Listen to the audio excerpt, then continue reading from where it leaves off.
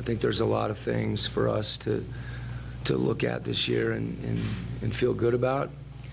And there's also things for us to look at this year and try to address and use to improve. But this was a team that was a joy to coach. And from that standpoint, for me personally, just have a ton of respect for these players and what they were able to accomplish as a group, and a lot of the growth that we saw individually as well.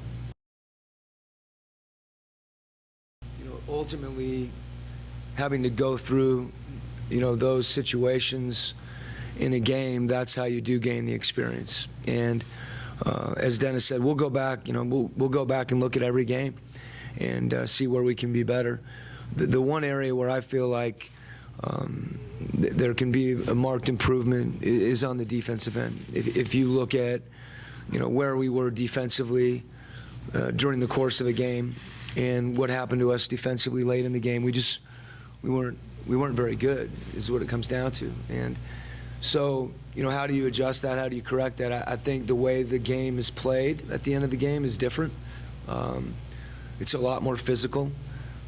We're a team that has to learn how to adjust to that. There's screens that sometimes aren't legal in the first quarter that become more legal in the fourth quarter. It's a little bit, we've talked about like a nickel defense, things that hopefully can help our players understand that the game has shifted, that there's a point in the game where it is unique, and for us to raise our concentration, our physicality, and our competitiveness to respond to that. And I don't think we're able to do that, certainly on the level that we liked, and as a result, the results, you know, reflect that.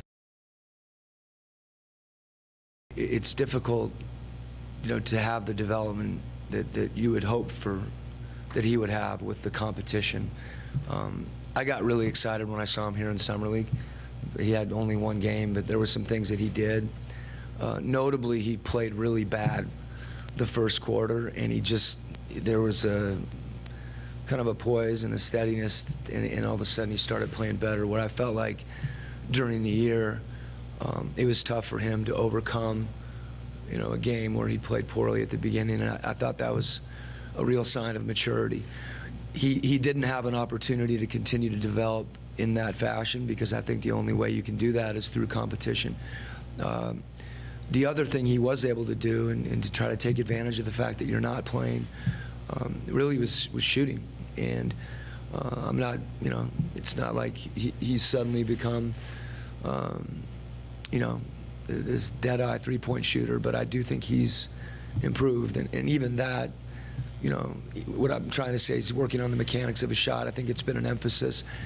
But that's not exact. It's not fair to all of a sudden evaluate and say, hey, Dante's going to come back as a quote-unquote shooter. I think what you will see Dante coming back as is a player that's determined, and he's having to overcome a lack of opportunity to gain experience, and he's having to overcome a physical issue.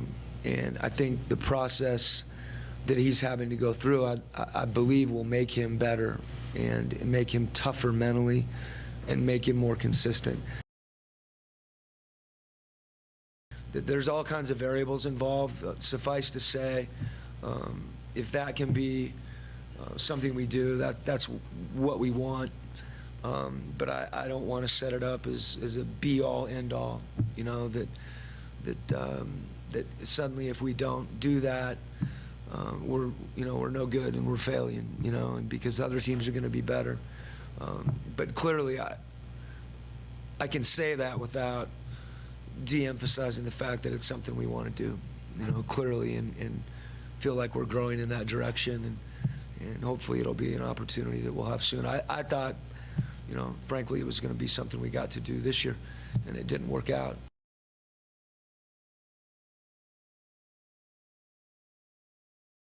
To a man, to a person, I should say, on the plane last night home, there wasn't one person that's not upset that we're not playing in the second season. I think that was a reasonable expectation for a lot of different reasons. That didn't happen.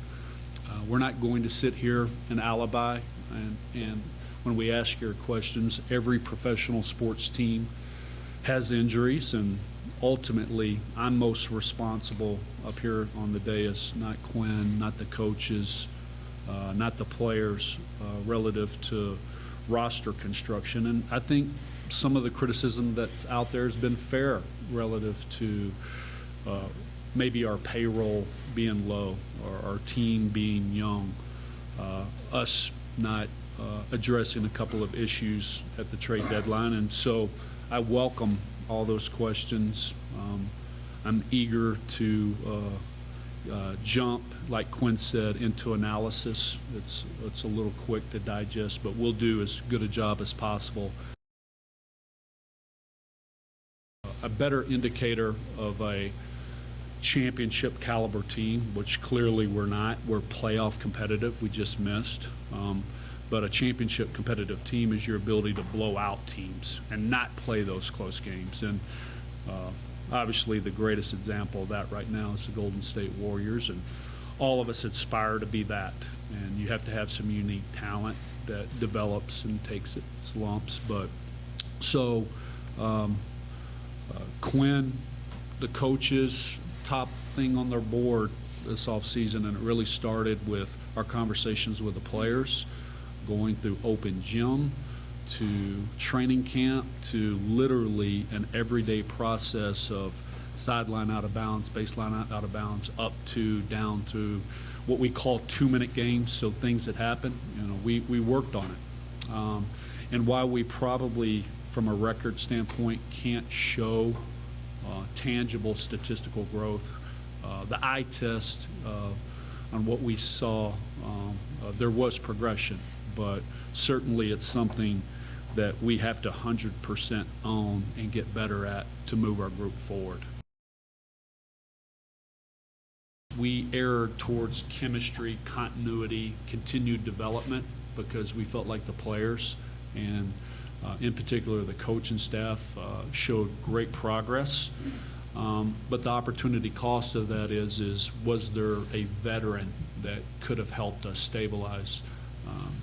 I think we did fairly well with Shelvin at the trade deadline, but there were two particular deals that were actually proposed to us, and we said yes to, and for whatever reason we weren't able to consummate that. We were more short-term oriented. I was willing to give up a first-round pick, multiple picks, very significant salary slot, because we had built that into the equation, and for whatever reason we weren't able to consummate. And I've got to go through all those postmortems and see if there was something else that we could have done that would have allowed us to augment the team where we knew it needed to be augmented. There won't be anything that won't be examined, and if it's quicker and more experience, then that may be the right thing to do, or as we continue to slow growth it as well and hope and work towards better health and continuity,